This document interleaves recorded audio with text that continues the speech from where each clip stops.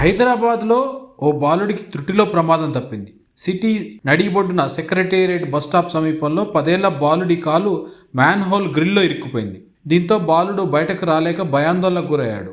కాలు బయటకు రాకపోవడంతో తీవ్ర ఇబ్బంది పడ్డాడు. నొప్పితో తలరిల్లాడు. స్థానికులు వెంటనే డయల్ 100కు సమాచారం అందించారు. అప్రమత్తమైన సైఫాబాద్ పోలీసులు వెంటనే ఘటనా స్థలానికి చేరుకున్నారు. అగ్నిమాపక సిబ్బంది సహాయంతో రక్షణ చర్యలు చేపట్టారు. ఈ క్రమంలో పోలీస్ కానిస్టేబుల్ ఏ ప్రశాంత్ చాకచక్యంగా బాలుడిని సురక్షితంగా బయటకు తీశారు. బాలుడికి ఎలాంటి ప్రమాదం జరగకపోవడంతో కుటుంబ సభ్యులు ఊపిరి పీల్చుకున్నారు.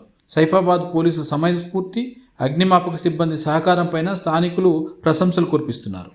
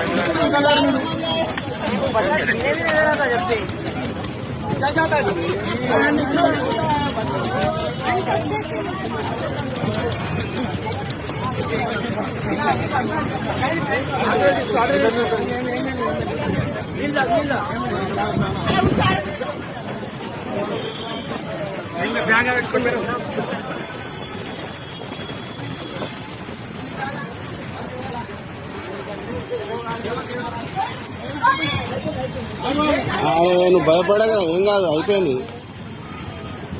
ఏం కాదు, లేదు ఏం కాదు.